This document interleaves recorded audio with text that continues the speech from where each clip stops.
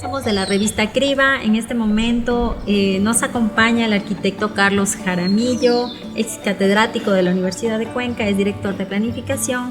Por otro lado también el ingeniero Cristian Portilla, ingeniero de control.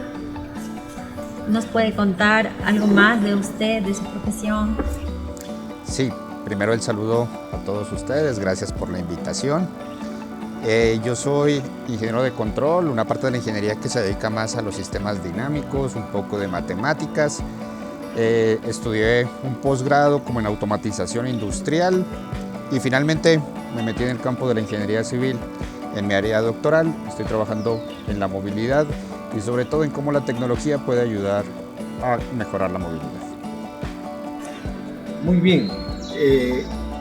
Uno de los problemas graves que atraviesan ahora las ciudades de América Latina es precisamente el tema de la movilidad, por las razones que conocemos, el proceso de urbanización rápido que han tenido las ciudades, los problemas de la inmigración rápida que ha habido en ciertas ciudades y metrópolis de América Latina, la gente que viene del campo a la ciudad, y eso ocasiona todo un problema urbanístico, problema de toma de suelo, problemas de movilidad precisamente. Entonces, en esa perspectiva, ¿cómo sería de entender el modelo que sería el más apropiado para efectos de enfocar la movilidad en ciudades intermedias, como la ciudad de Cuenca? Cuenca, dentro de la categoría de ciudades, está catalogada como ciudad intermedia, que está entre los 500 y el 1 millón de habitantes. Entonces, ¿cuáles serían las líneas maestras que ahora se están manejando en temas de la planificación en cuanto a movilidad para este tipo de ciudades intermedias? Digamos, la metodología en sí no varía demasiado. Lo que sí varía, digamos, es el nivel de inversión que tiene cada uno de los estudios que deberían realizarse para cada una de las ciudades. Debemos entender que la movilidad existe como una necesidad del ser humano.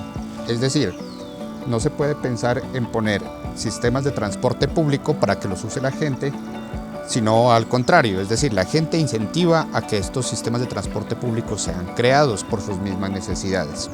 En principio, estas ciudades intermedias lo que necesitan es conocer cómo la gente se está moviendo. Esto se conoce de acuerdo a estudios, por ejemplo, con la encuesta a hogares, que da como resultado las matrices origen-destino.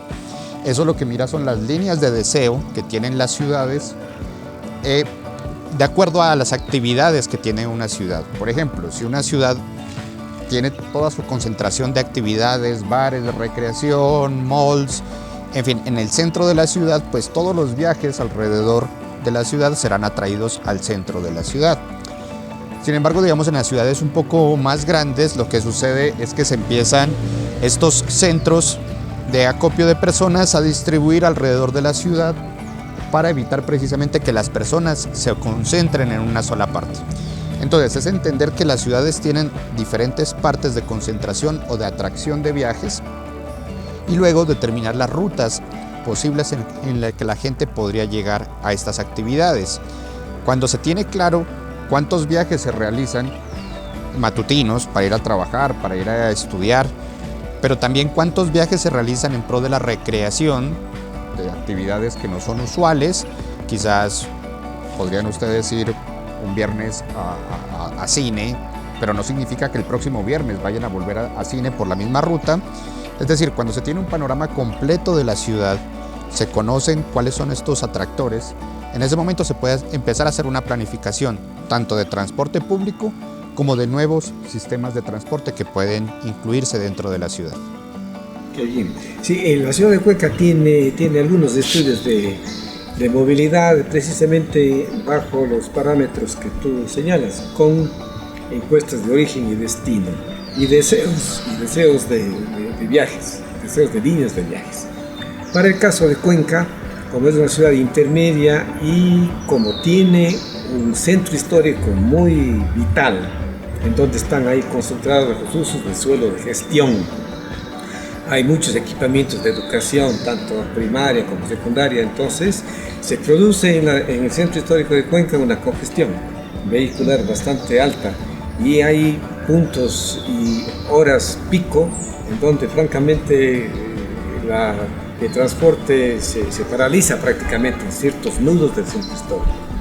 Entonces la idea del municipio ha sido el de que se descentralice un poco todas las actividades que se desarrollan en el centro histórico y que se produzcan unos polos de descentralización en algunos lugares estratégicos de la ciudad, a fin de que los usos de suelo se distribuyan de una manera más o menos equilibrada. Y de ese modo entonces se podrá, entiendo yo, desde el punto de vista ya técnico de la movilidad, establecer nuevas líneas de desconcentración para que la movilidad sea mucho más dinámica, ¿es verdad? Entonces, la idea es planificar, la planificación integral de la ciudad, no solamente ver desde la perspectiva eminentemente de la matemática pura, sino también de la planificación urbanística de la ciudad, a fin de que los usos de suelo sean distribuidos de una manera equilibrada. Claro, sabemos que vivimos en estas 4 dimensiones y esas 3 primeras dimensiones de las que nos habla son precisamente las espaciales, ¿no? Entonces podríamos tener una solución espacial, es decir, descentralizar estos focos atractores en diferentes espacios de la ciudad, pero también tenemos una solución que podría ser temporal, es decir, poder aplanar estas horas pico, ¿sí? Poder distribuir la demanda alrededor de todo el día. ¿Cómo se puede hacer esto? Por ejemplo, cambiando los horarios laborales. Por ejemplo, cambiando los horarios de entrada de los estudiantes a los colegios. Y esto se utiliza en varias ciudades. Es decir, no todas las personas tienen que llegar a las 7 de la mañana a trabajar. Quizás unos pueden llegar un poco antes, otras personas después. Y con esto lo que se va efectuando es que la congestión en este pico del día vaya aplanándose y vaya teniendo, digamos, una congestión o una fluidez diferente en franjas más largas del día.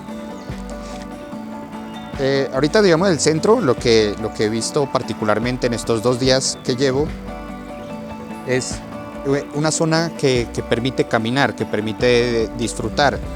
El proyecto del tranvía que se está llevando a cabo dentro de la ciudad, aunque todavía no lo vemos transitando en el centro de la ciudad, va a ser inevitablemente un proyecto que va a impactar el centro de la ciudad. Para algunas personas quizás puede que esta irrupción en su cotidianidad pueda que sea negativa, por lo menos en cuanto a percepción, pero creo que con el tiempo la gente va a ir asumiendo ese tranvía por el centro de la ciudad como algo propio, como algo que está dentro de la ciudad y que es parte de ellos. Esto quizás va a pasar con el tiempo, pero en tanto la gente conozca y se apropie del espacio y de su territorio, las cosas van a mejorar. Y ya les cuento, en Medellín, de donde yo soy, hace algún tiempo se inauguró un tranvía. Las condiciones eran un poco diferentes porque el tranvía tiene llantas de caucho, precisamente porque sube unas pendientes diferentes a las que tenemos acá, pero en funcionamiento podría ser en promedio cualquier tranvía. Las primeras semanas era un caos.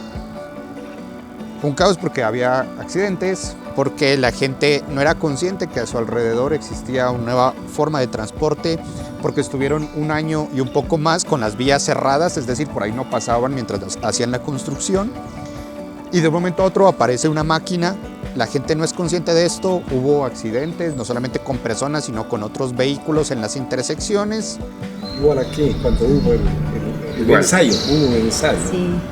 Hace algunos meses hubo un ensayo durante 2 o 3 meses y habían accidentes y había situaciones un tanto anecdóticas. Por ejemplo, un señor paraba en plena vía y en plenos rieles, se bajaba, se iba a la tienda, compraba un pan para la familia y cuando venía el tranvía, le pitaba el tranvía y él le decía: espere 5 minutitos que estoy comprando aquí pan y ya salgo, ¿no?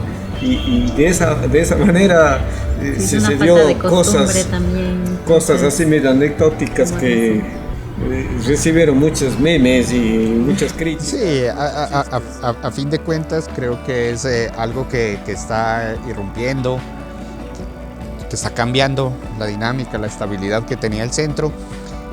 Creo que la gente al final va a terminar acostumbrándose, va a terminar abrazando a su tranvía, que por cierto conocí los talleres del tranvía en una visita técnica dentro del seminario. Están súper bonitos, están muy organizados, la parte técnica de mantenimiento, de adecuación, tienen listo toda la componente eléctrica para su funcionamiento, tienen el monitoreo adecuado para la correcta operación del tranvía. Entonces, aunque haya habido demoras o situaciones, creo que cuando entre a operar podría tener un éxito si la gente también se monta al tranvía, si la gente decide usar el tranvía para llegar a diferentes puntos de la ciudad y quizás después, como vaya avanzando la ciudad, se puedan expandir las líneas del tranvía. Esto no es fácil. Algunas ciudades, recuerdo el caso en Colombia como Cartagena, cuando se implementaron buses BRT, que son buses que van por carriles exclusivos, buses articulados, la gente fue muy reacia a que esto entrara. La gente no aceptaba que una forma diferente de transporte los llevara a sus hogares. Cuando hubo la construcción de estos carriles preferenciales, la gente se apropió de estos espacios, no querían salir y hubo muchas complicaciones en el arranque del sistema. A medida que fue avanzando, se va estabilizando, la gente se da cuenta de los beneficios que tiene montarse en este tipo de transporte. Llegar más rápido a sus casas significa pasar más tiempo con su familia, significa quizás dormir esos 15 minuticos de más que uno siempre quiere dormir en la mañana. Y eso, a final de cuentas, es aumentar la calidad de vida de las personas. Y creo que es un eje fundamental también pensar en las personas, en cómo se están movilizando para poder hacer acciones que mejoren la calidad de vida de ellas. El tranvía es una parte del sistema de movilidad que ha diseñado el municipio, una parte. Se estima que aproximadamente un 15% del número de viajes diarios acogerá el tranvía. Entonces, ¿eso qué significa? Que se debe articular de manera conveniente con el otro sistema de movilidad masivo, que es el transporte público de buses. Pero el transporte público de buses de Cuenca es de carácter privado. Son 475 buses que dan servicio a la ciudad, pero es un transporte privado. Entonces ahí vienen intereses del transporte privado, porque la línea del tranvía es la línea de mayor demanda. Entonces eso significa que 2 o 3 líneas de los buses privados que ahora están dando servicio tendrán que rediseñarse a fin de que haya una articulación técnica entre el tranvía y el resto de la oferta del transporte masivo de buses. Pero ahí hay intereses económicos, hay intereses políticos, hay intereses de esa naturaleza. Entonces yo creo que ahí la municipalidad debe imponerse y decidir lo mejor para la ciudad y no dar gusto al transporte público masivo de buses a fin de que ellos no se articulen adecuadamente y no sea un estorbo al proyecto estrella de la municipalidad, que es el tranvía, a fin de que las líneas se alimenten de una manera adecuada al espina dorsal, que es precisamente la línea del tranvía. Es una línea que va desde el sur de la ciudad, que atraviesa por el centro histórico, por la calle Gran Colombia, en donde tú has estado ahí viendo a las líneas, pero no los coches, y se va de largo hasta el norte de la ciudad, ¿no? Esa es la línea de ida y la línea de regreso. Entonces, no sé si sea conveniente un poco ya pensar un tanto en la municipalización del transporte masivo público de buses, a fin de que desde esta perspectiva, desde la municipalización, se pueda diseñar y manejar mejor un sistema que no puede estar garantizado bajo las manos de una empresa o de empresas privadas de transporte. Sí, siempre se dan estos conflictos, estos roces, cuando un servicio que es público, como el transporte, está en manos de privados. Sí, aquí va a haber roces por situaciones económicas que hay que saber llevar, por supuesto. ¿sí? Esto mismo pasa en otros campos, como en la salud, servicios públicos que están en manos de privados, como la educación, pero van a haber siempre este tipo de roces. Lo cierto es que todos los actores que están involucrados, las compañías transportadoras, los dueños de los buses y los mismos conductores deben aliarse con el gobierno. No puede haber, digamos, una confrontación porque se vaya a modificar el sistema de transporte de una ciudad. El gobierno también debe tener suficiente tacto para manejar estas situaciones y las compañías privadas deben tener también mucha paciencia, mucha tolerancia para saber sobre todo que todo lo que se está haciendo es en pro de la mejora de la movilidad de una ciudad completa. ¿Qué se debe hacer aquí? Usted lo ha dicho bien, lo que se debe es hacer una articulación de estos dos modos de transporte, incluso no solamente de estos dos, es decir, no solamente la alimentación de buses que debería desembocar en el tranvía, sino también incluir otros modos de transporte como los sistemas públicos de bicicletas, que tengo entendido que la ciudad de Cuenca cuenta ya con un sistema público de bicicletas y que se han creado algunos puntos específicos por donde quizás puedan tener conexión con el tranvía. Esto es importantísimo, poder hacer un sistema de transporte integrado, que usted pueda tener, por ejemplo, un solo tipo de tarjeta en el que el recaudo se haga tanto, o sea, que con su tarjeta y pagando un solo tiquete usted pueda pasar de los buses que alimentan al tranvía e incluso a una bicicleta, que ustedes puedan hacer un recorrido por toda la ciudad pagando un único pasaje, con una tarifa quizás diferencial para estudiantes, para adultos mayores, para personas con discapacidades, todo lo que puedan tener, pero sí que sea unificada, porque en cuanto el transporte público privado en este momento tenga otros sistemas de recaudo, esa integración va a ser casi imposible. Y sobre todo, no sé si este es el caso, si hay varias compañías, porque cuando hay varias compañías... Es una que se alía, antes eran 7 compañías, pero ahora se han aliado, el municipio les exigió que se alíen y que haya inclusive un sistema único de pago, que es a través de una tarjeta. O sea, tú no pagas monedas, no manejas con monedas, sino con una tarjeta que se llama Movilízate. Entonces tú Exacto. Entras y nada más. Y luego ellos se encargan de la distribución de las líneas y los gastos y los beneficios. Ellos manejan como una tarjeta única y un sistema único de caja que se llama, ¿no? Cuento un poco cuál es la situación en Medellín. Medellín tiene un sistema integrado de transporte que cuenta con diferentes modos de transporte. Está el metro, cables, metrocables, buses articulados e incluso bicicletas. Y aparte de eso, se han integrado buses que antes eran de servicio privado, que ahora desembocan en el centro. Pero no todos, hay que buscar las formas hacia el futuro para integrar a todas las rutas de buses que siguen en privado. Sí, Cristian, uno de los elementos claves de la movilidad de una ciudad, en el caso de Cuenca, por supuesto, es la movilidad en transporte privado. Y la ciudad de Cuenca tiene el mayor número en relación el mayor número de vehículos privados en relación al número de habitantes. Si no estoy mal, es un vehículo privado por cada 4 habitantes. Si no estoy mal, bueno, tómale este indicador de una manera provisional. Entonces, ¿eso qué significa? Significa que el transporte privado es el protagonista en muchos de las horas y de los lugares de la ciudad, con las consecuencias que tú te puedes imaginar.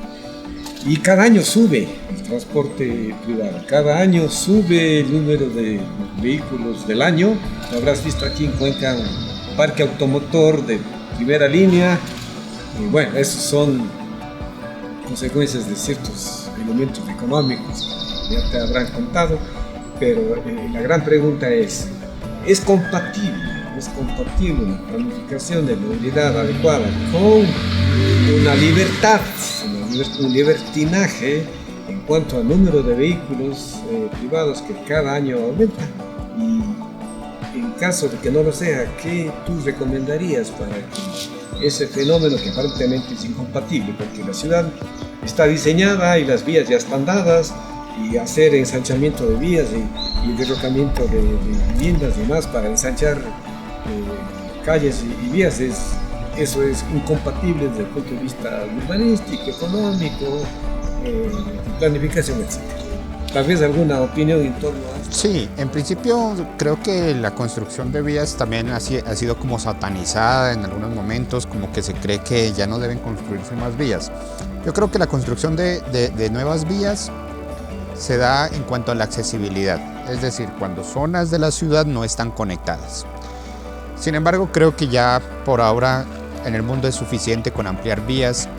La ampliación de una vía genera más demanda, se llama demanda inducida, es decir, los carros van a querer estar más ahí y al agrandar una vía se propicia que nuevos carros y se convierte en una bola de nieve porque el espacio en la tierra es infinito y Cuenca no va a crecer, el centro de la distancia de una calle a otra no va a crecer por arte de magia. Lo cierto es que de lo que se habla en los últimos tiempos es que en cuanto al vehículo privado, la opción va por dos lados, dicen empujar y atraer. Entonces empujar es para que el usuario del vehículo privado salga de su vehículo privado. Hay varias opciones para hacerlo. Hay una, por ejemplo, el cobro por congestión, es decir, cobrarles a las personas que en este caso lleguen al centro. Todas estas medidas pueden ser polémicas, pero lo cierto es que pico y placa, lo que pasa es que con el pico y placa hay una situación. El pico y placa restringe un número de vehículos, pero a la medida de 3 o 4 años ya están circulando los mismos vehículos que circulaban 4 años atrás sin el pico y placa, es decir, son medidas provisionales. Se podría, como pasó en algún momento, no sé si con esa intención, aumentar el precio de los combustibles. El precio de los combustibles podría de alguna forma bajar a alguien de un vehículo individual. Sin embargo, pues las implicaciones sociales que tiene subir el combustible es increíblemente alto, o sea, el costo es supremamente alto porque la gente se mueve alrededor del combustible, del transporte, de alimentos, en fin. Puede haber otras opciones que empujen al conductor a salir de su vehículo, impuestos y demás. Pero también está la atracción, es decir, la atracción al transporte público. Las dos deben existir, empujar y atraer. Atraer al transporte público se atrae es con un transporte público sostenible, un transporte público económico, un transporte público que haga que la gente, de verdad, quizás los que ya compraron, es difícil bajarlos del vehículo individual, pero los que piensan comprar un vehículo, lo piensen 2 veces. Que tengan la opción de salir de su casa y quizás no en la puerta de su casa, pero que sí cerca de la puerta de su casa haya una estación, haya un paradero que le permita llegar desde ese punto a cualquier punto de la ciudad. Eso permite entonces que la gente no piense ya tanto en el transporte individual, sino que piense en el transporte colectivo. Y las personas que están con el vehículo individual en este momento, que piensen también en compartir su vehículo, en estrategias que permitan hacer las ciudades realmente sostenibles, que permitan llevar a su vecino si vive cerca de su trabajo. Ahorita aquí en la Universidad de Cuenca se están formulando varios proyectos supremamente interesantes. La idea para mí, para buscar una solución integral, es que los gobiernos se alíen con las universidades. En las universidades están los centros de pensamiento, están las personas que se dedican día a día a trabajar, a pensar su ciudad, a pensar en su territorio, en mirar el entorno, en mirar las situaciones que podrían mejorar la calidad de vida de las personas. Y en cuanto exista esta sinergia entre el gobierno y la universidad, como está pasando aquí en Cuenca, quizás va a haber un mejor futuro para todos. Muy bien, muchas gracias. Muchas gracias a la presencia del arquitecto Carlos Jaramillo, que forma parte del consejo de editorial de la revista. También muchas gracias al ingeniero Cristian Portilla por acompañarnos. Gracias a ustedes. Muchas gracias.